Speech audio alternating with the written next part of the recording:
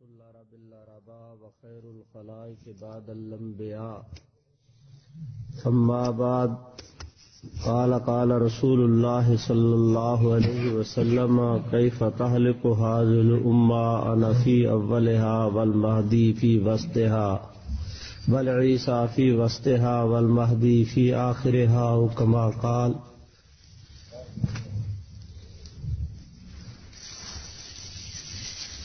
النبي صلى الله عليه وسلم كيف تهلك هذه الأمة أنا في أولها والمهدي في وسطها والعيسى في آخرها وكما قال اللهم صل على سيدنا ومولانا محمد وعلى آل سيدنا ومولانا محمد وبارك وسلم وصل كذلك على جميع الأنبياء والمرسلين وعلى الملائكة المقربين وعلى عباد الله الصالحين أجمعين إلى يوم الدين۔ میرے انتہائی واجب الاحترام دوستوں، بزرگوں اور بھائیوں، ہم نے قرآن اور سنت کے حوالے سے سیدنا عیسیٰ علیہ الصلاۃ والسلام کی حیات کا مسئلہ اور ختم نبوت کا مسئلہ قرآن، سنت، لغت اور اجماع امت کے حوالے سے اس پر بحث ہو چکی۔ آج کی مجلس میں حضرت سیدنا مہدی علیہ رضوان سے متعلق میں کچھ باتیں آپ دوستوں کی خدمت میں عرض کرتا ہوں۔ حضرت سیدنا مہدی علیہ رضوان کا مسئلہ قرآن میں نہیں ہے۔ حضرت سیدنا مہدی کی تشریف آوری کا مسئلہ وہ کوئی ایسا مسئلہ نہیں ہے کہ جس مسئلے کے انکار پر کفر لازم آئے۔ ہاں، ہمارے حضرت شاہ ولی اللہ محدث دہلوی رحمۃ اللہ علیہ نے یہ لکھا ہے کہ یہ چونکہ احادیث مبارکہ کے ساتھ ثابت ہے، اس لیے اس کے انکار کرنے والے یہ شعار اہل سنت میں سے ہے۔ اگر کوئی آدمی اس کا انکار کرے گا تو اس کو اہل سنت یہ کہیں گے کہ یہ آدمی اہل سنت میں شامل نہیں، بس اس حد تک۔ میرے واجب الاحترام دوستو، ہمارے لیے یہ مسئلہ اس لیے موضوع بحث بن جاتا ہے اور اہمیت اختیار کر جاتا ہے کہ ہمارا جو فریق مخالف ہے یعنی قادیانی طبقہ، مرزا غلام احمد قادیانی نے جہاں اور مختلف دعوے کیے، اس کے دعووں میں سے مثلا اس نے کہا کہ میں رسول ہوں، اس نے کہا کہ میں مسیح ہوں، اس نے کہا کہ میں مہدی ہوں، اس نے یہ بھی کہا کہ میں کرشن ہوں، اور اس نے یہ بھی کہا ہندوؤں کے لیے کہ میں تمہارا جے سنگھ بہادر ہوں۔ جہاں پر اس نے اور الٹے پلٹے دعوے کیے تو ان دعووں میں سے ایک اس کا دعویٰ سیدنا مہدی کا بھی تھا کہ مہدی میں ہوں۔ ہوا یہ کہ ساری زندگی یہ شخص یہ کہتا رہا کہ سیدنا مہدی سے متعلق جتنی احادیث شریفہ ہیں ساری موضوع اور مجروح ہیں، یہ خود غلام احمد قادیانی کہتا رہا۔ اس کے زمانے میں رمضان المبارک کی 27 تاریخ کو اور 15 تاریخ کو چاند اور سورج گرہن لگا تو غلام احمد قادیانی کو شوق اٹھا۔ دار قطنی کی ایک روایت ہے کہ ان لمہدی نا آیتین، ہمارے مہدی کی 2 علامتیں، تنکشف القمر فی اول لیلۃ من رمضان، کہ رمضان المبارک کی پہلی رات کو چاند گرہن لگے گا اور 15 تاریخ کو سورج گرہن۔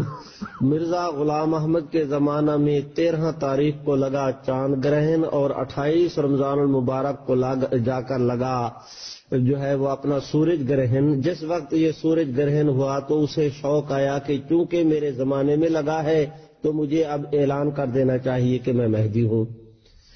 تو میں آپ دوستوں کی خدمت میں پہلے یہ درخواست کرنا چاہتا ہوں کہ آپ سرے سے اس دار قطنی کی روایت کو دیکھیں، یہ حضور علیہ السلام کی حدیث ہی نہیں ہے، یہ حضرت امام باقر کا قول ہے، ان کی طرف منسوب کیا گیا ہے اور نہ معلوم کہ اس کی سند کیا ہے۔ حضرت امام باقر یہ فرماتے ہیں کہ ہمارے مہدی کی یہ نشانی ہے کہ ان کے زمانے میں رمضان المبارک کی پہلی تاریخ کو چاند گرہن لگے گا اور وہ فرماتے ہیں کہ جب سے زمین و آسمان بنے ہیں کبھی بھی چاند کی پہلی تاریخ کو جو ہے وہ چاند گرہن نہیں لگتا. چاند گرہن ہمیشہ لگتا ہے 13, 14, 15 ان 3 تاریخوں میں، اور سورج گرہن ہمیشہ لگتا ہے اپنا 26, 27, 28 تاریخوں کو. یہ جو فلکیات کے ماہر ہیں وہ یہ کہتے ہیں کہ یہ اس کی یوں ترتیب آ رہی ہے.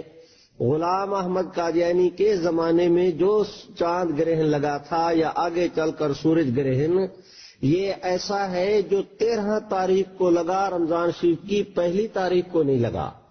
غلام احمد نے کہا کہ اول لیلۃ من رمضانہ کا معنی یہ ہے کہ جو کسوف کی 3 راتیں ہیں، یہ اپنا 13, 14, 15 اس کی پہلی رات. حالانکہ جو اس روایت کے الفاظ ہیں وہ یہ ہیں کہ رمضان المبارک کے چاند کی تنکسف القمر اول لیلۃ من رمضانہ کے رمضان شریف کی پہلی تاریخ کو، اور جب سے منذ ما خلق السماوات، جب سے زمین و آسمان بنے ہیں کبھی ایسے نہیں ہوا، مہدی کے زمانے میں ایسے ہوگا. اور یہ قول بھی حضرت امام جعفر کا. تو غلام احمد قادیانی کے زمانے میں پہلی رمضان المبارک کو چاند گرہن نہیں لگا. وہ کہتا ہے 13 تاریخ، تو 13 رمضان المبارک کو تو جب سے دنیا بنی ہے اس وقت تک. یہ خود ہمارے ایک بزرگ تھے حضرت مولانا محمد علی صاحب مغیری، انہوں نے باقاعدہ تقویم چھاپ دی تھی کہ صرف رمضان شریف کے مہینہ میں 13 تاریخ کو جب سے دنیا بنی ہے کتنی دفعہ اپنا چاند گرہن لگ چکا ہے. جبکہ روایت کے الفاظ یہ ہے کہ جب سے زمین و آسمان بنی ہے کبھی چاند گرہن اس تاریخ کو نہیں لگے گا جس تاریخ کو حضرت مہدی کے زمانے میں لگے گا. تو وہ صرف اور صرف پہلی رمضان کی ہوتی ہے. غلام احمد کے زمانے میں رمضان المبارک کی پہلی تاریخ کو چاند گرہن نہیں لگا. اس نے عذر یہ کیا جب اسے کہا گیا کہ اس طرح تو سینکڑوں بار پہلے لگ چکا ہے جب سے زمین و آسمان بنی ہے، فلاں تقویم میں، فلاں میں. تو غلام احمد قادیانی نے فٹ کہہ دیا کہ جناب 13 رمضان المبارک کو چاند گرہن تو لگتے رہے ہیں، لیکن ان کے زمانے میں کوئی مہدی کا مدعی نہیں تھا. اس زمانے میں مہدی کا مدعی ہے، لہذا یہ میری دلیل. تو فوری طور پر اس کو جواب دیا گیا کہ جناب فلاں زمانے میں باب رہتا تھا اور وہ ایران کے اندر رہتا تھا، وہ مدعی مہدویت تھا، اس کے زمانے میں بھی 13 رمضان المبارک کو چاند گرہن لگا تھا. اگر چاند گرہن کی بنیاد پر کوئی مہدی بنتا ہے تو پھر تو سب سے پہلے علی کا حق زیادہ ہوگا. اس نے کہا جی چلو اس کے دور کو چھوڑو، اس دور میں بات کرو کہ سوائے میرے پاکی دنیا کے اندر کوئی آدمی مہدی کا دعویٰ کرنے والا موجود نہیں. میرے رب کی شان کو دیکھو، غلام احمد کے زمانے میں اس کے اپنے لوگوں میں سے 2 آدمی نے کہہ دیا کہ ہم بھی مہدی کے مدعی ہیں، اگر چاند گرہن کی وجہ سے مہدیت ثابت ہوتی ہے تو ہمیں بھی مہدی تسلیم کرو. لیکن یہ ساری فضول باتیں ہیں.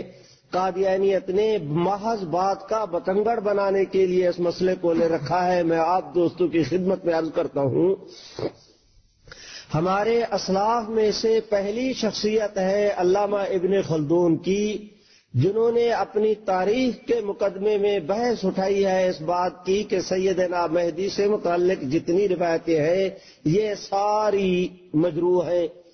اللہ کی کروڑ رحمتیں ہوں حضرت شیخ الاسلام مولانا سید حسین احمد مدنی پر. انہوں نے مستقل ایک رسالہ لکھا اور اس رسالے کا نام ہے الاحادیث الصحیحہ الاحادیث الصحیحہ فی خلیفۃ المہدی، کہ سیدنا مہدی کے متعلق الخلیفۃ المہدی فی الاحادیث الصحیحہ، یہ اس رسالے کا نام ہے. حضرت رحمت اللہ علیہ نے اس میں 40 احادیث صحیحہ جمع کی ہیں. اور اس وقت ایک ہمارے بزرگ ہیں مولانا حبیب الرحمان قاسمی، جو دارالعلوم دیوبند کے استاد بھی ہیں، ان کی تخریج کے ساتھ وہ رسالہ چھپ چکا ہے. تو یہ بات کہنا کہ یہ حضرت مہدی سے متعلق ساری روایات موضوع ہیں، یہ صحیح نہیں. 40 صحیح احادیث اس پر موجود ہے. اور ہمارے بزرگ اسلاف سارے اس کو مانتے آئے ہیں، حتیٰ کہ ابو داؤد شریف میں اور دوسری کتابوں میں سیدنا مہدی سے متعلق باقاعدہ مستقل باب قائم کیے گئے ہیں۔ اور اسی کے ضمن میں عرض کرتا ہوں کہ جو سیدنا مہدی کی آمد کے منکر ہیں جو لوگ خارجی، وہ کہہ دیا کرتے ہیں کہ بخاری اور مسلم میں روایت نہیں۔ میرا موقف یہ ہے کہ ان کا یہ کہنا بھی صحیح نہیں، اس لیے کہ خود بخاری شریف کے اندر اور مسلم میں بھی روایت موجود ہے، قال النبی صلی اللہ علیہ وسلم کیف انتم اذا نزل فیکم ابن مریم و امامکم منکم۔ حضرت سیدنا مہدی کے متعلق فرمایا گیا کہ نازل فیکم، اور مہدی کے متعلق فرمایا گیا کہ وہ امامکم منکم، اور یہی جو ہے وہ امامکم من کے الفاظ کے بجائے بخاری میں خلیفہ تمہارا ہوگا، اور ابو داؤد شریف میں اس کے نام کی تصریح کر دی گئی، تو غرض بخاری شریف میں صراحتاً صحیح اشارتاً حضرت مہدی کا تذکرہ موجود ہے۔ اب میں عرض کرنا چاہتا ہوں کہ حضرت سیدنا مہدی ہوں یا سیدنا عیسیٰ علیہ الصلوۃ والسلام، ان کی تشریف آوری پر ہمارے ایمان کی تکمیل کا دار و مدار نہیں۔ جو اگر ان کی آمد پر ایمان کی تکمیل کا دار و مدار ہو، تو جو آج تک امت گزری ہے اور انہوں نے ان کے زمانے کو نہیں پایا، تو ان کے متعلق کیا کہا جائے گا؟ ہم تو حضرت سیدنا عیسیٰ علیہ الصلوۃ والسلام یا سیدنا مہدی کی آمد کے محض اس لیے قائل ہیں کہ محمد عربی صلی اللہ علیہ وسلم نے ان کی تشریف آوری کو قیامت کی نشانیوں میں سے قرار دیا ہے۔ ان کی تشریف آوری پر محمد عربی کے فرمان پورے ہوں گے، ان کا مصداق علی رؤوس الاشہاد چمکتے دمکتے چاند کی طرح لوگوں کے سامنے آئے گا۔ اس لیے ہم سیدنا مہدی علیہ رضوان کی آمد کے قائل ہیں۔ سیدنا عیسیٰ علیہ الصلوۃ والسلام کے متعلق کیونکہ تواتر کے ساتھ نص کے ساتھ ان کی حیات کا مسئلہ ثابت ہے، حضور سرور کائنات کے فرامین کی روشنی میں قیامت کی نشانیوں کے طور پر ان کو ماننا ہمارے ایمان کا حصہ ہے، اس لیے ہم اس کو تسلیم کرتے ہیں، ورنہ یہ نہیں ہے کہ ان کی آمد کے بغیر ہمارا ایمان مکمل نہیں۔ امت کا ایمان کل بھی مکمل تھا، آج بھی مکمل ہے، ان کی آمد پر بھی مکمل ہوگا۔ میرے واجب الاحترام بھائیوں، اب آپ حضرات دیکھیں قیامت کی نشانیوں کے ضمن میں میں آپ دوستوں سے عرض کرتا ہوں کہ جو قیامت کی نشانیاں ہیں ان کی دو قسمیں ہیں، بعض ان میں ان کو علامات صغریٰ کہا جاتا ہے اور بعض کو علامات کبریٰ۔ علامات صغریٰ وہ ہیں جو بہت پہلے قیامت سے ظہور پذیر ہوں گی، جیسے فرمایا کہ ایک وقت آئے گا عورتوں کی شکل مردوں کی ہو جائے گی، مردوں کی شکل عورتوں کی ہو جائے گی۔ آج آپ اور میں دیکھ رہے ہیں ہمارے بچے بچیوں والے لباس پہننے لگ گئے، بچیوں نے مردوں کی شکل اختیار کر لی۔ حضور علیہ السلام نے فرمایا ایک وقت آئے گا اس زمانے میں انسان اپنے دوست کا خیال رکھے گا، باپ کا خیال نہیں رکھے گا۔ فرمایا وقت آئے گا کہ بیوی کی بات مانے گا، اپنی والدہ کی بات نہیں مانے گا۔ حضور علیہ السلام نے فرمایا بدکاری عام ہو جائے گی، تو گانا اتنا عام ہو جائے گا کہ کوئی آدمی اگر اس سے بچنا بھی چاہے تو بھی نہیں بچ سکے گا۔ کوئی جنگل پہاڑ دریا ایسی جگہ نہیں ہوگی جہاں پر گانے سے بچا جا سکے۔ یہ سارا ماحول آپ دوستوں کے سامنے ہے، ان کو کہا جاتا ہے علامات صغریٰ۔ اب میں آنا چاہتا ہوں علامات کبریٰ کی طرف۔ وہ جو علامات کبریٰ ہیں، مثلاً توبہ کا دروازہ بند ہو جائے گا، سورج بجائے مشرق کے مغرب سے نکلے گا، دابۃ الارض کا خروج ہوگا، فلاں ہوگا فلاں ہوگا۔ ان میں ایک حضرت سیدنا عیسیٰ علیہ السلام کی تشریف آوری بھی ہے۔ تین آدمی ہیں جن کو قیامت کی آمد کے حوالے سے جن کی ہمیں انتظار ہے۔ ان میں دو اللہ کے ہاں انتہائی محبوب ہیں اور ایک اللہ کے ہاں انتہائی مردود۔